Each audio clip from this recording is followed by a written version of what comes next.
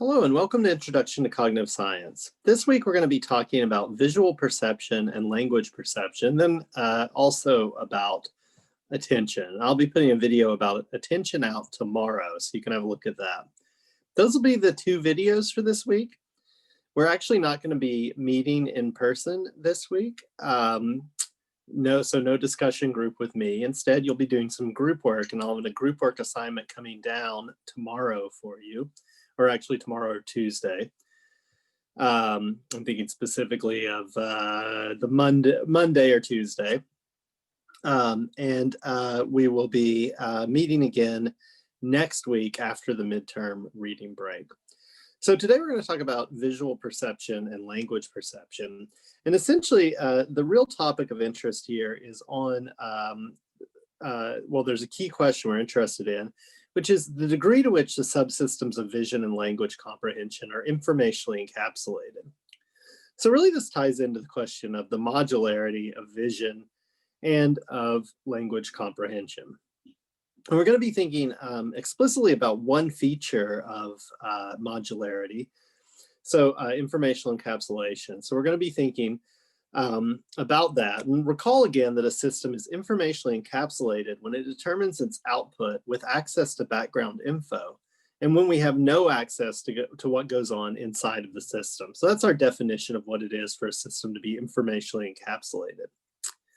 And the fact of the matter is that we've seen a couple of systems that have this, that have the feature of being informationally encapsulated. But today we're questioning the degree to which processes of vision and language comprehension change dependent upon the background beliefs of the system. So we've seen an instance where they don't change when we think about like the Mueller-Lyer illusion, right? Where our background beliefs of the arrows or the lines are the same size doesn't actually affect our perception of the lines. But we're going to be looking today at some potential ways in which perception may be changed by background beliefs. So really what we're talking about here is what psychologists refer to as top-down effects. So, specifically Firestone and Scholl use this language. And to get a sense of what this is, we might think about how we've talked about visual perception so far. And so far we've suggested that visual perception is kind of a bottom-up affair. So for example, I've suggested that I perceive the edge of an object, and then after that, vision allows us to, vision uses the information about where the edges are to perceive the shape of the surfaces of the object. And then finally, we use that kind of information about the surfaces of the shape of the surfaces to conclude what the thing is, to identify the object. So for example, to identify it as a desk. Now, obviously there are lots of more steps in here, and I shouldn't have said that it's final because there are other judgments we can make. But in this example, it's clear that we move from a perception of the simple thing, the edge, to a perception of the more complex thing, the shape. And then from that to the perception of the object, right? This is because objects are obviously defined by the shapes of their surfaces, by the shapes where their edges lie. And then shapes are going to be defined by their edges. Sorry, I got that a little wrong. Objects are defined or made up of their shapes. So if you don't see the shapes, you can't see the object. And similarly, shapes are defined by their edges. So if you don't see the edges, you can't see the shape. So it's clearly bottom up to move from perceiving edges to perceiving the shape to perceiving the desk, right? A top-down effect here would occur if our belief that we were looking at a desk led us to perceive edges in certain places, right? So if my belief that I'm looking at a desk led me to see edges, right, then that would be a top-down effect. I'm going from something that's more advanced, more complex. The idea of a desk is more complex than the idea of the edge of a surface. And I'm using that information, that kind of background information, to shape what I actually perceive. So that would be a top-down effect. And the real question here is, to what extent are there top-down effects in visual perception and in language comprehension? So let's talk a bit about the visual perception example. So to what degree are there top-down effects in vision?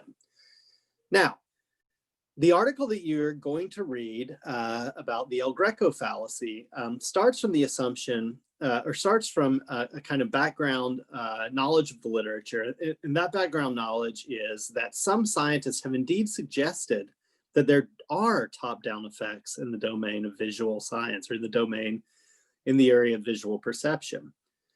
Right, so some scientists have suggested this, that there are these top-down effects. There are a number of examples, but the two that are discussed in detail in the article are the following. So one of them says that people who are holding a long bar horizontally see an aperture, and that's just an opening, as smaller than those who are not. So the idea here is, like, if you're looking, let's say, at a hallway, an entrance, and you're holding a bar that is running across your chest and you know is of a certain length, then you will be inclined to judge that opening, that hallway, let's say, smaller than if you weren't holding that bar.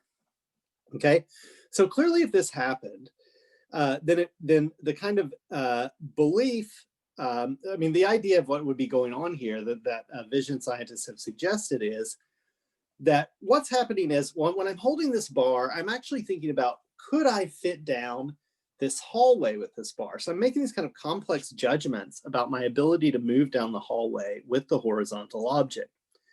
And right, those kinds of assessments, right, are clearly happening in a kind of higher level thinking space. And so if my assessments in that area influence how I see the opening, right, if I actually see this, the aperture, the opening as smaller because I have been thinking about this, then that would pretty clearly be a top-down effect. It would be my consideration of the size of the opening, which was, spurned by holding this bar sideways, that led me to judge, or to actually, the vision scientists who put this forward say it would have led me to see the opening as smaller in this case. So that'd be a pretty impressive finding. The other example that's discussed in the article has to do with immoral acts and perception of light, of lightness or darkness. So I really like this study. So the idea is, what they do is they have participants in one condition write down and reflect on the feelings caused by an instance in which they acted immorally. And then the experimenters have people in another condition write down and reflect on the feelings caused by an instance in which they did something morally good, when they did a good thing. And so then they ask people to judge the darkness of the room that they're sitting in. And what they found was that people who have written the thing about being immoral judge the room to be darker than those who have written the story about themselves being moral. Right. So clearly, if this effect is real, then this would be a pretty paradigmatic kind of top-down effect. It's my thinking about the immorality of my past actions, which leads me to actually perceive my room as darker than it actually is the thought. So these two examples are pretty compelling, right? Pretty compelling examples of ways in which background judgments may affect perception. But the authors in the vision study, they are Firestone and Scholl, want to argue that both of these examples are problematic and can be shown to be problematic. What they want to argue is that in both of these cases, what's going on is there's a kind of, the kind of experimental manipulation, either holding the bar or thinking about something bad you did, is not actually affecting perception, is not actually affecting visual perception, which is required if we have a top-down effect, but instead is affecting our judgments in these cases. So the thought is, we're still, like, the people who were in both of these conditions are still seeing things exactly the same, but for some reason, when you do the experimental paradigm, that held the bar, or the study where they reflected on the evil thing they did, you're causing them to respond to the questions in a somewhat inauthentic way, or in any way, a way that's different from those who weren't in those conditions. And if that's correct, then this is an effect on judgment and not an effect on perception. It doesn't show that perceptual that perception, it doesn't show that perception is not informationally encapsulated. In other words, we can still maintain that perception is informationally encapsulated as before. So what is this El Greco fallacy that the authors are appealing to here? Well, right, the idea is that, and this is what I've just said, the idea is that, I'll go back there and just let you pause that if you want to read it too, but this is essentially what I just talked through. Okay, so here's the El Greco fallacy. So the example starts from a consideration of El Greco's painting. El Greco, the Greek, was a Spanish painter living, I believe, in the 16th century.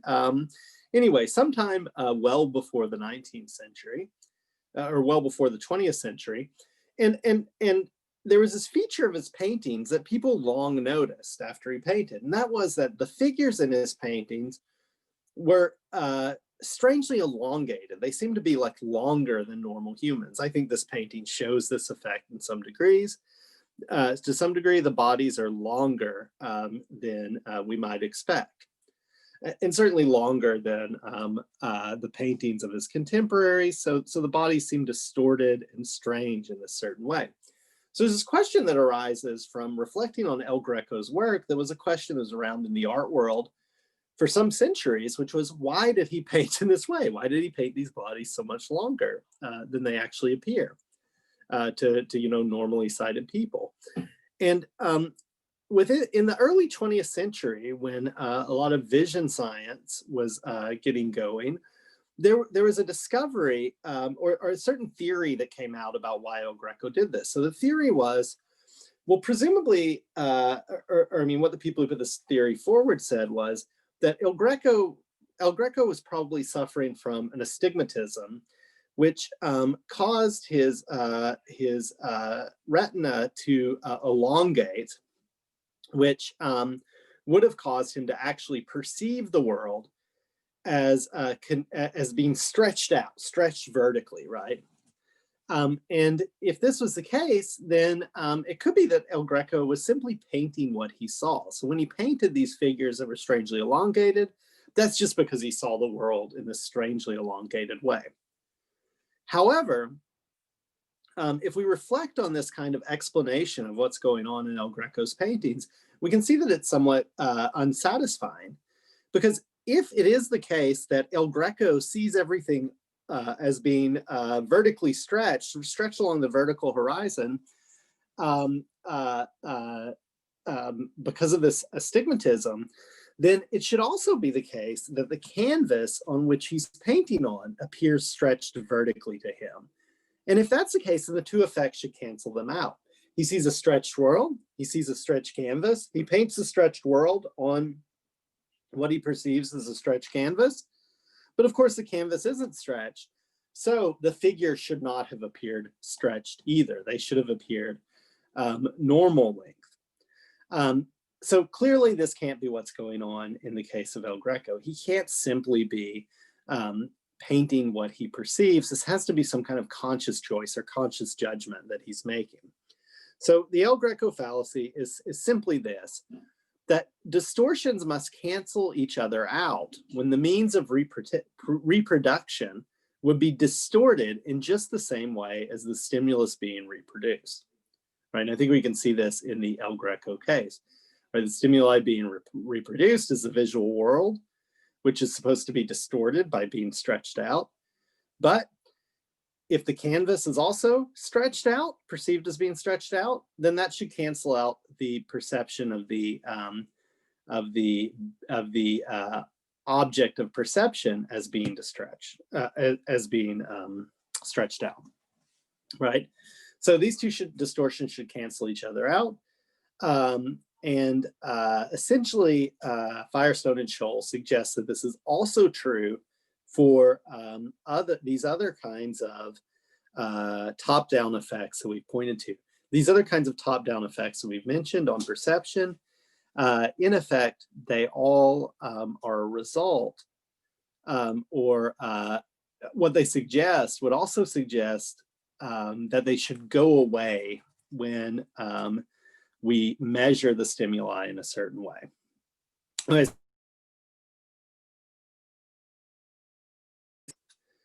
So here those are. So the two studies that Firestone and Scholl look at in detail here are, first of all, the aperture study.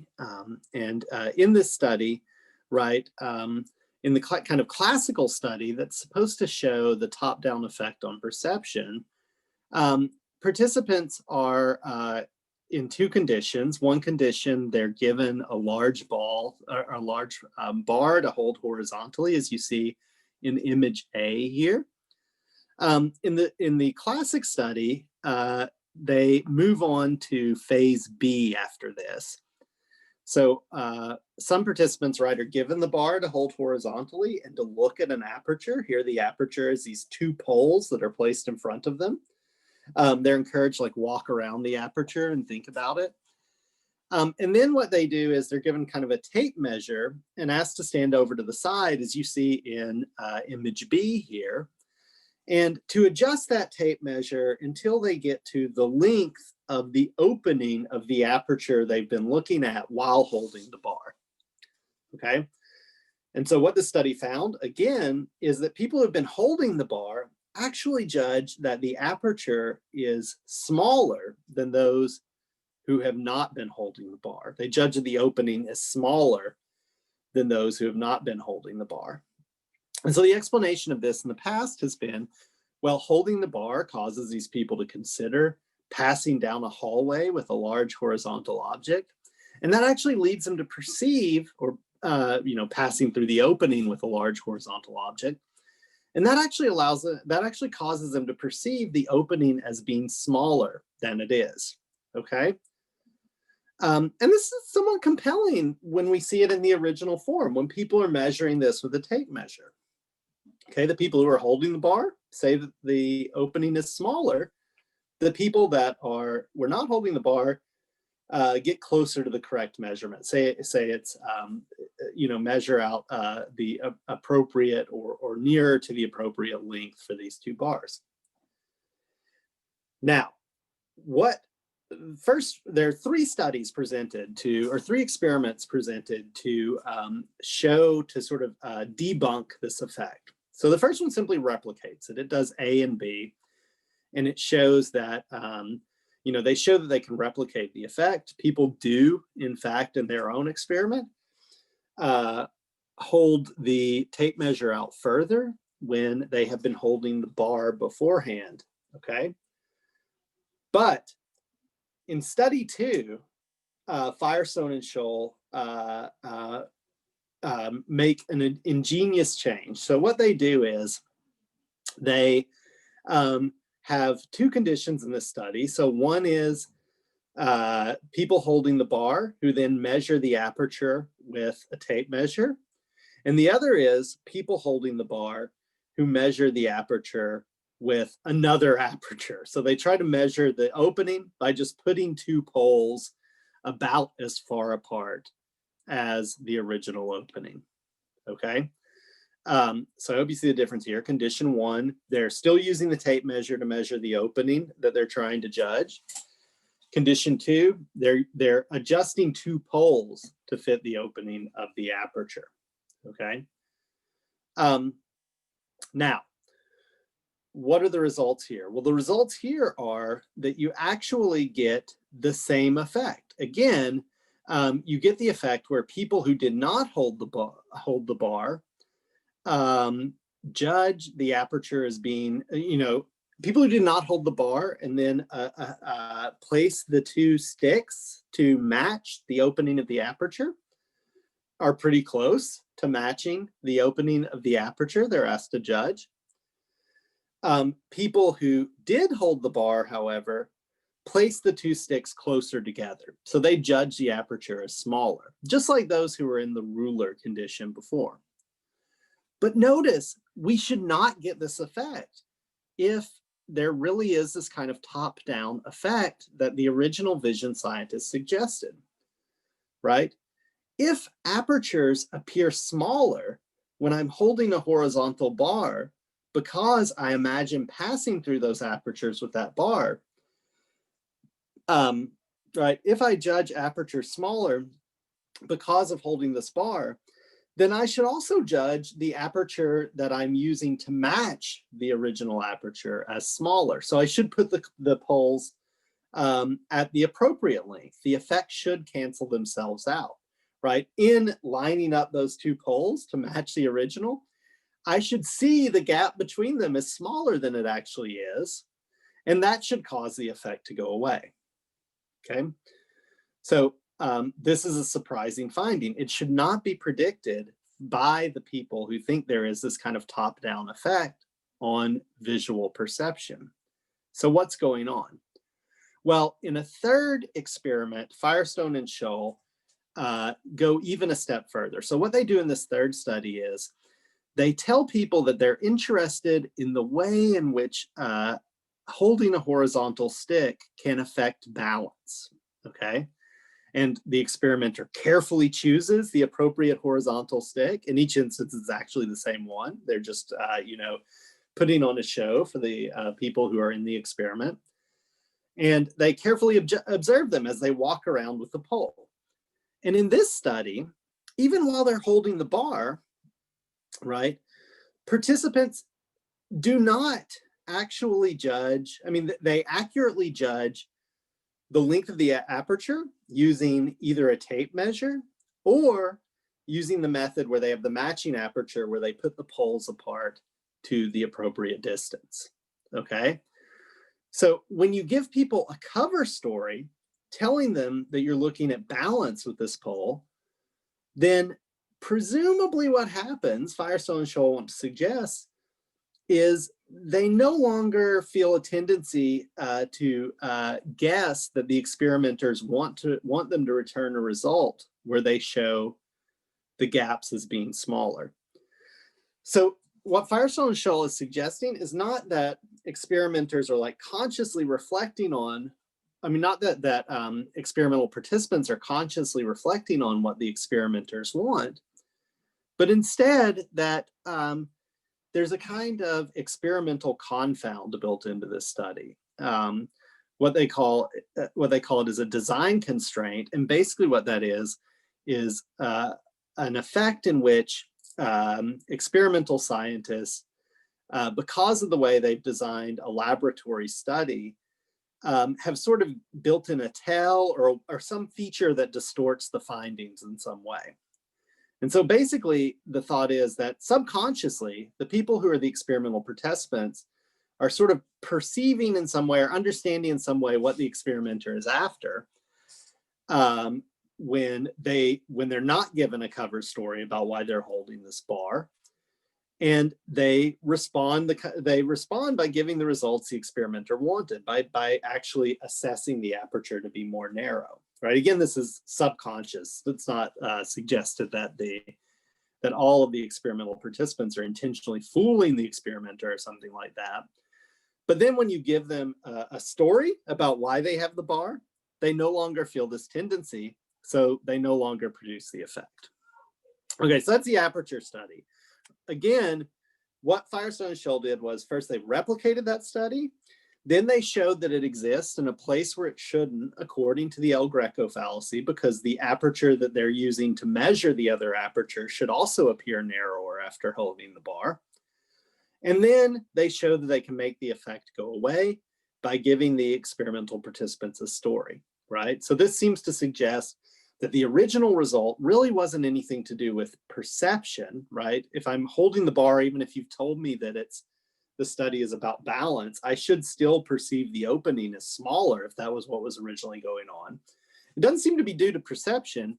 Instead, it must be due to some kind of judgment that the experimental participants are making. So what's been shown is not a top-down effect on visual perception, but some kind of effect on judgment. Similar study is the light perception study, which is discussed it's the second kind of study. So here it consists of two experiments. In the first experiment, Firestone and Scholl had participants again, just replicate the previous findings. So what they did was they had one set of experiments. They did this on Amazon Mechanical Turk. So these are all people working from their own computer rooms, responding to these questions. And what they did was they had one group of about 40 participants reflect on a case in which they have been immoral in the past and the way that affected other people, which have been moral in the past and how that, or morally good in the past and how that affected the emotions of other people. And so what they did was they had people write a little thing reflecting on this, and then had them judge, first of all, on a 7-point scale, a scale that runs from 1 very dark to 7 very light and has multiple waypoints in between. They asked people in these two groups to judge how dark the room they were in is. Now, definitely there could be individual difference here, but the assumption, and this is an assumption that experimental scientists rely on quite a bit, is the assumption is that if you have enough participants, then the differences in the actual lightness of the rooms that the people are in are going to wash out across different of the experimental paradigms. So that's the assumption that they're working on here. And indeed, this seems to be borne out because they do replicate the finding of the original study. What they find is that these Amazon Mechanical Turkers dispersed in their rooms across the United States, across the world, actually do judge their room like collectively. They judge their room to be significantly darker, whatever room they're in, to be significantly darker than those who are in the other condition in which they reflected on something morally good that they've done. Okay, so that's the first experiment, just showing again that we can replicate this in the same way using this Amazon Mechanical Turk design. Second study is the one in which we attempt to produce, or in which Firestone and Scholl attempt to produce, the El Greco effect. So here, participants are asked to assess the darkness of their room, not using a 7-point Likert scale, but instead using a 7-point scale with different shades of gray on it, okay? So these are evenly dispersed shades of gray, right? So there's an equal degree of shading between them.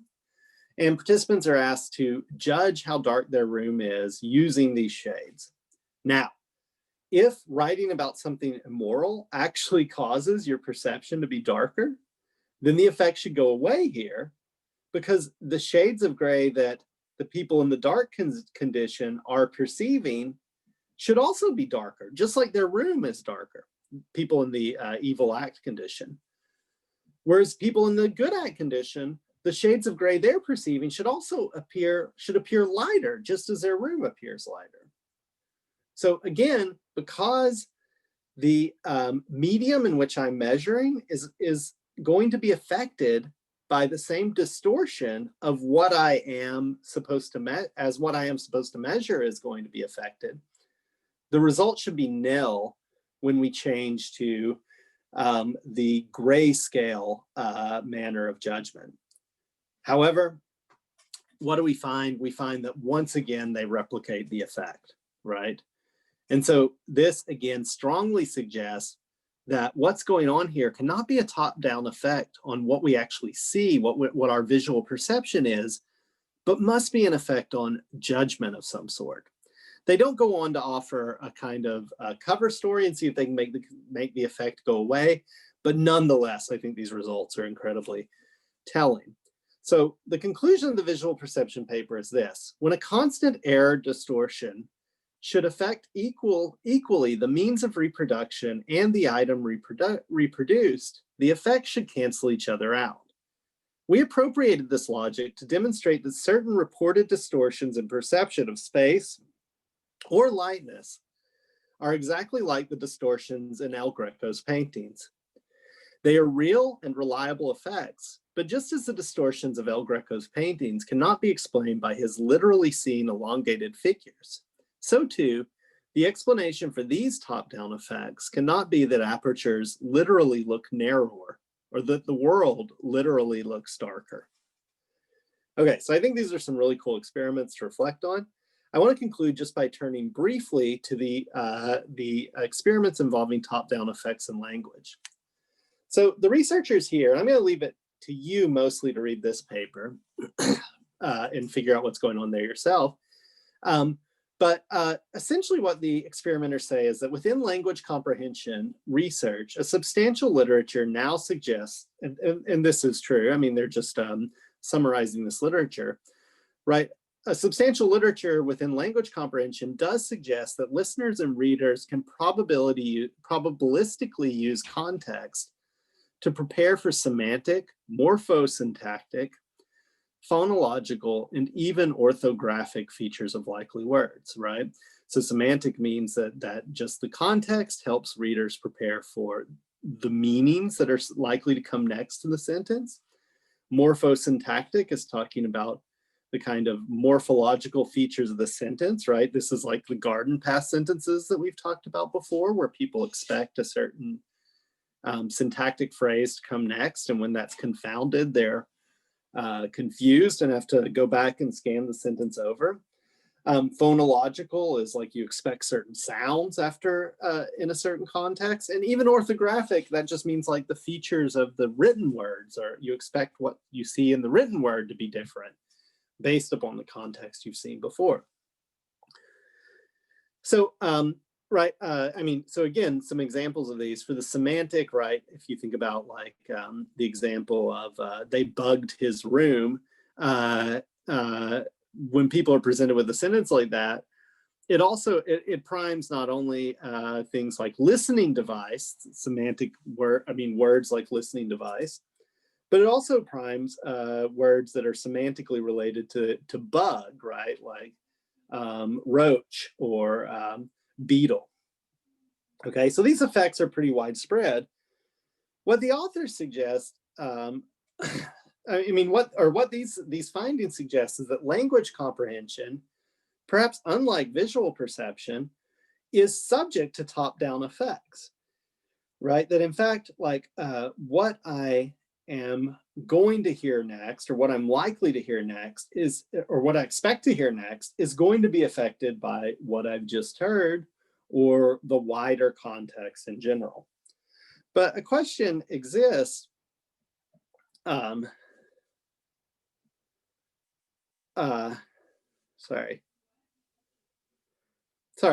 yeah, so just again, I mean, these studies suggest the background information, for example, information about the context of utterance, that is what's going on in the larger situation, what's just been said, can influence our expectations about what is about to be said. So that seems pretty clear. So what are the studies about in this reading? Well, the second reading for this week provides, I think, a nice example of just how fine-grained and flexible these expectations are, right? So if you think about like expecting the word beetle or the word roach after hearing the word bug, that's based upon some kind of general understanding about the relationship between these different words that's not really context bound to the specific situation in which we're speaking. It instead just depends upon background knowledge, but the background knowledge is something about typicality effects for words across the population. It's not directed, it's not relative to the beliefs I have about this particular speaker. But it seems that it's not simply these kind of population general typicality effects that guide these expectations about what's about to be said, right? It's not only these kinds of like general understandings that the word bug also, or that roaches are bugs or that beetles are bugs that influences our comprehension of a sentence. Rather, it seems our specific beliefs about the individual speaker we are talking to can influence our linguistic processing. And this is shown in the study via neurological evidence.